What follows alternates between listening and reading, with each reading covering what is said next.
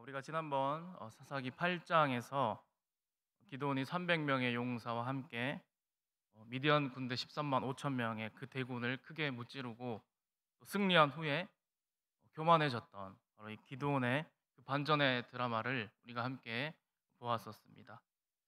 그 기드온의 반전의 모습은 세 가지였는데, 먼저 에브라임 사람들에게는 매우 친절하고 예의 바르게 대한 반면 숫곳과 분회 사람들에게는 들가시와 찔레로 너희 살을 찢으리라, 왕대를 헐리라 하며 이 사사들 중에 최초로 이스라엘 동족을 죽인 그런 사사가 그가 되었고, 또 그가 미디안 왕 세바와 살문나를 또 죽인 것이 바로 자신의 그 집안에 대한 복수를 하려는 또 개인적인 또 욕망이 있었고, 또 이스라엘 사람들이 기드온에게 당신과 당신의 아들 또 당신의 손자가 우리를 다스리소서 하며 왕이 되어 달라는 그러한 부탁에, 아니다, 내가 너희를 다스리지 않겠다, 여호와께서 너희를 다스리리라, 그렇게 말을 했었지만 그것은 말뿐이었습니다.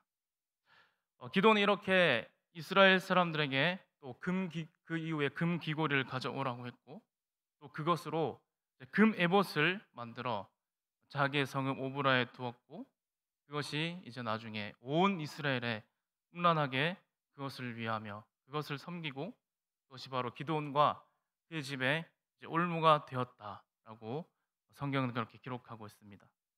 그래서 이 기드온은 자신이 이스라엘을 그렇게 다스리지 않겠다라고 말했지만 그는 실제로는 왕처럼 그렇게 행동했다는 것입니다.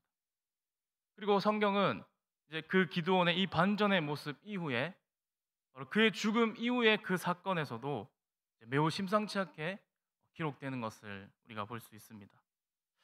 사사기 8장 29절에서 35절을 보게 되면 이 기돈이 죽고 난 후에 그의 아내가 많았었는데 그가 낳은 아들이 70명이었다라고 그렇게 기록합니다. 그런데 8장 31절에 보면 세겜에 있는 그의 첩도 아들을 낳았는데 그 이름을 아비멜렉이라 하였더라라고 하면서 이제 드라마로 치면 바로 앞으로 있을 그러한 사건의 이런 복선 같이 등장할 그 인물을 이렇게 미리 알려주고 또 있다는 사실입니다. 그리고 기드온은 그가 살았던 40년 동안 그 땅이 평온했었지만, 그러나 이제 그가 죽은 이후에는 이 이스라엘에 하나님을 이제 돌아서고 바알을 따라 음행하고 또 바알 브릿을 자기들의 신으로 삼았다라고 그렇게 또 성경은 기록하고 있습니다. 여러분, 여러분 기드온이 이 300명의 용사를 가려내던 바로 그 시절, 하나님이 기드온에게 300명의 그 용사를 데리고 나아가라고 했던 그때 하나님이 하신 그 말씀이 여러분 기억나십니까? 이스라엘이 나를 거슬러 스스로 자랑하기를 내 손이 나를 구원하였다 할까 함이니라 라고 하신 그 말씀입니다. 그러니까 여러분, 지금 이 기드온이 죽고 난 이후에 이 이스라엘 사람들은 하나님께서 걱정처럼 하신 이 말씀처럼 자신들이 스스로 강하고 또 스스로의 힘으로 자신을 구원한 줄 알고 또 하나님을 잊어버리고 또 기억조차 하지 않는, 또 하나님을 버리는 참 이런 기막힌 상황까지 이제 왔다는 것입니다. 그러니까 이제 사사 시대를 처음부터 이 시간까지 짧게 요약하자면 이 사사 시대가 계속되고 반복되는 동안 온니엘, 에훗, 삼갈, 드보라, 기드온, 이렇게 여러분 5명의 이 사사가 지나는 동안에 이 이스라엘의 그 영적인 수준은 점점 더 나아지는 것이 아니라 바로 점점 더 악화되고 또 이 이스라엘의 영적인 암흑기가 계속되고 있다는 것을 우리가 이 말씀을 통해서도 알 수 있습니다. 그리고 이 영적 암흑기는 오늘 본문에 등장하는 이 아비멜렉 이야기에서도 계속됩니다. 여러분, 아비멜렉은 좀 전에 말씀드렸듯이 이 기드온이 첩에게서 낳은 아들이었습니다. 그의 이름이 아비멜렉입니다. 여러분, 이 아비멜렉이라 그 이름의 뜻은 그 히브리어로 아부가 아버지란 뜻이고, 아비라고 그렇게 하면 나의 아버지라는 그런 뜻입니다. 그리고 멜렉은 왕이란 뜻입니다. 그래서 이 아비멜렉을 합하면 나의 아버지는 왕이다라는 그 이름의 뜻입니다. 여러분, 이 이름을 누가 지었습니까? 기드온이 지었습니다. 즉 기드온이 세겜에서 낳은 그 첩에게서 낳은 그 아들의 이름을 나의 아버지는 왕이다 라고 그렇게 지은 것은, 그가 지금까지 이야기한 것처럼 왕이 되지 않겠다 하던 그 기드온이 내가 왕이다 라는 것을 이렇게 티를 내고 있다는 것입니다. 그리고 나의 아버지는 왕이다 라는 그 이름을 가진 그는 여러분 무슨 생각을 하면서 그가 자랐을까요? 그 아들 역시 자신이 왕의 뒤를 이어서 내가 왕이 되었다, 왕이 되어야 되겠다라고 생각하며 살아오는 것은 어쩌면 당연할 것입니다. 여러분, 중요한 것은 이 아비멜렉이 그 자신의 아버지 뒤를 이어서 자신이 왕이 될 것이라는 야망을 품고 있었다는 것입니다. 여러분, 오늘 본문의 이 배경이 되는 이 사사기 9장 1절부터 이제 쭉 보게 되면 이 왕이 될 야망을 품고 있던 그 아비멜렉은 장성한 이후에 그 야망을 실현하기 위해서 자신의 어머니 출신 지역 세겜 땅으로 갑니다. 거기에 가서 그 외가 사람들에게 이렇게 말합니다. 자신의 형제들 70명이 너희를 다스리는 것과 나 한 사람이 너희를 다스리는 것 중에 너희들 어느 것이 나으냐. 그리고 그는 그들과 고륙임을 또 강조합니다. 그래서 그 외갓집 사람들을 이 아비멜렉이 자기 편으로 포섭하게 됩니다. 여러분, 이것은 옛날이나 지금이나 이 정치인들이 참 잘 써먹는 그런 수법이죠. 이 혈연과 지연을 이용하는 것입니다. 이런 아비멜렉의 이 계략은 참 정확히 잘 맞아 들어가서 자신의 그 외가인 세겜 사람들이 이제 그 말을 듣고 우상의 신전에서 가져온 은 70개로 정치 자금을 이제 마련하고 그 돈으로 방탕하고 경박한 사람들을 사서 아비멜렉은 결국 자신과 피를 나눈 그 70명의 형제를 한 바위 위에서 죽이는 참 끔찍한, 말로 할 수 없는 이런 필연적인 살인을 저지르고 이 세겜 사람들에 의해서 그가 왕이 되게 됩니다. 그런데 참 불행 중 다행인 것은 이 아비멜렉이 모두 죽인 줄만 알았던 바로 그 형제들 중에 막내였던 그 요담이 목숨을 건집니다. 요담은 아비멜렉이 이 형제들을 죽이고 왕이 된 그 사실을 알고 그는 가만히 있지 않았습니다. 그는 용기를 내어서 그리심산 꼭대기에 갔고 거기에서 사람들에게 우화를 들려줍니다. 이 요담의 참 유명한 이 우화에는 감람나무와 무화과나무, 포도나무, 그리고 가시나무가 등장합니다. 그런데 감람나무와 무화과나무, 포도나무는 같은 부류입니다. 그러니까 주변에 있는 나무들이 와서 네가 우리의 왕이 되어주라라고 그렇게 이야기하지만, 그러나 이 나무들은 내가 어찌 우쭐대면서 내가 너희들의 왕이 되겠느냐라며 이 왕이 되는 것을 겸손하게 거절합니다. 그러나 가시나무는 그렇지 않았습니다. 이 가시나무는 왕의 자리를 수락하고 자신이 스스로 왕의 자리에 올랐습니다. 바로 이 요담의 우화에서 말하는 그 가시나무가 아비멜렉이었습니다. 그러니까 이렇게 말합니다. 너희가 아비멜렉을 세워 왕으로 삼은 것이 과연 진실하고 의로운 것이냐 하며 이 요담은 목숨을 걸고 용기 있게 외쳤고, 또 만약 아비멜렉이 불의하다면 그에게서 불이 나와 세겜 사람들과 밀로 사람들을 살을 것이요, 또 세겜 사람들과 밀로의 집에서 불이 나와 아비멜렉을 살을 것이니라 하며 반드시 그에 상응하는 그 대가를 받을 것이다 라고 이 요담이 예언하게 됩니다. 그리고 요담은 이제 아비멜렉 앞에서 도망가고 부엘이라는 곳에 가서 살게 됩니다.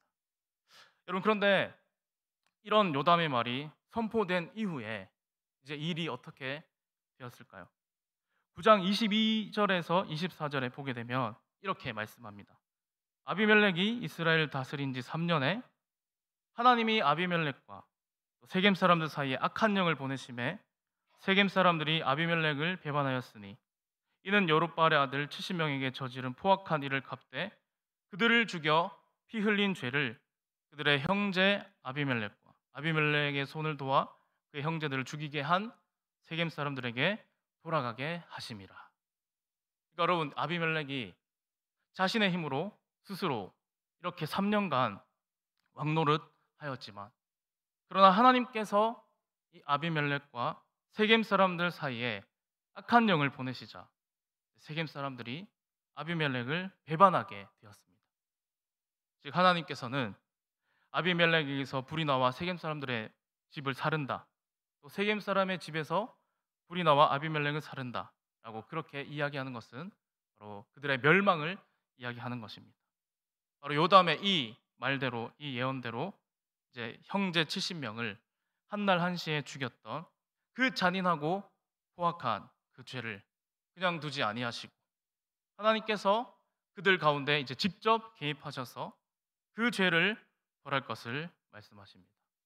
그러니까 이제 영원히 서로 동맹을 맺고 끝까지 함께 할 것 같았던 이 아비멜렉과 세겜 사람들은 이 하나님께서 개입하심으로 그들의 사이가 이렇게 멀어지게 되었고, 이제 그 위에 새로운 사람이 등장합니다.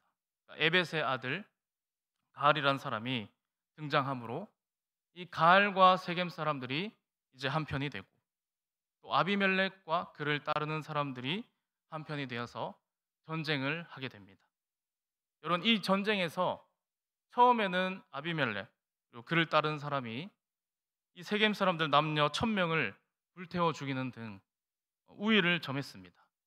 그러나 오늘 우리 읽은 본문 50절에서 57절의 이 말씀에서 보는 것과 같이 이 아비멜렉이 기세가 올라 이 데베스까지 점령했으나, 그러나 쫓기던 백성들은 그 성읍 중에 견고한 망대로 도망갔고, 또 아비멜렉이 불을 지르러 그 망대 문 가까이 다가갔을 때 한 여인이 던진 그 맷돌 윗짝, 거기에 머리를 맞아서 그의 두개골이 깨지고 그는 이제 죽기 직전 여인의 손에 죽었다는 그 오명을 남기지 않으려 자신의 무기를 든 그 병사에게 처참한 이제 죽음을 맞이함으로 이 아비멜렉이 왕이 되어 다스렸던 이 3년 천하는 모두 물거품처럼 이제 끝이 나게 되었습니다. 여러분, 참 오늘 이 아비멜렉의 그 이야기를 참 짧게 우리가 함께 나누었는데, 여러분, 이 이야기가 오늘 우리에게 교훈하는 바가 무엇입니까? 여러분, 먼저 이 아비멜렉이라는 그 이름에서도 우리가 알 수 있듯이 그의 아버지 이 기드온의 잘못된 그 야망으로 이 이스라엘에는 전체적으로 영적으로 좋지 않은 그러한 영향을 이제 끼치게 되었고, 또 자신의 아들에게까지 이런 일을 하게 되어지는 그러한 단초를, 그 원인을 제공한 것이 바로 이 기드온이다라고 그렇게 우리가 볼 수 있습니다. 여러분, 그것은 무엇을 말하는 것입니까? 바로 이 부모님, 즉 신앙의 그 윗세대들이 바로 믿음과 신앙으로 살아가야 된다는 것을 말하는 것입니다. 그 윗세대들과 부모님 세대들의 그 믿음과 신앙이 이 자녀 세대에게, 다음 세대에게 그대로 흘러간다는 것을 의미한다는 것입니다. 즉 윗물이 맑아야 아랫물이 맑은 것은 당연한 이치입니다. 그래서 우리 부모님들이 신앙생활을 제대로 해야 되고, 또 믿음의 본을 자녀들에게 삶으로 또 보여야 한다는 것입니다.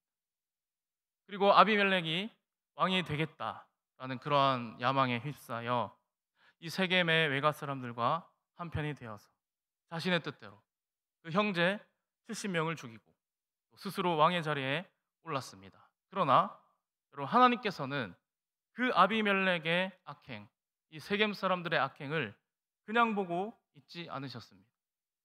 3년이라는 그 시간이 지나서 하나님의 때가 되자 하나님은 악한 영을 거기에 보내서라도 그들이 서로 이간질하고 또 배반하도록 그렇게 하셨습니다. 그리고 결국에는 한 여인이 던진 그 맷돌 윗짝에 그 머리를 맞아 그가 비참한 죽음을 맞이하게 되었다는 것입니다. 여러분, 이것은 무엇을 의미합니까? 이 아비멜렉이 왕이 되고자 스스로, 그러니까 인간이 아무리 자신의 마음대로 계획하고 자신의 뜻대로 스스로 힘을 들여서 그렇게 왕이 되었지만 결국 그 모든 것을 인도하는 것은 하나님이시라는 것입니다. 그리고 하나님은 이 아비멜렉이 지은 그 죄를 그냥 두고 보지 않으시고 그 모든 악행을 이렇게 하나님께서 갚으신다는 사실을 우리가 또 한 번 오늘 이 말씀을 통해 깨닫게 됩니다. 여러분, 오늘 저와 여러분의 이 삶이 오늘 이 아비멜렉 이야기를 교훈 삼아서 지금 현재 나의 이 신앙의 삶을 돌아보길 원합니다. 우리의 믿음의 삶이 이 자녀들을 비롯한 우리 주변에 있는 사람들에게 흘러간다는 그 사실을 여러분 우리가 기억하여서 우리가 우리 주변에 있는 사람들에게 참 좋은 이 믿음의 신앙의 그 본을 또 끼치고 또 하나님의 손에 사로잡혀서 또한 우리의 삶을 살아가기로 이 시간 다짐하며 나아가는 저와 여러분 우리 모두가 되어지기를 간절히 소망합니다.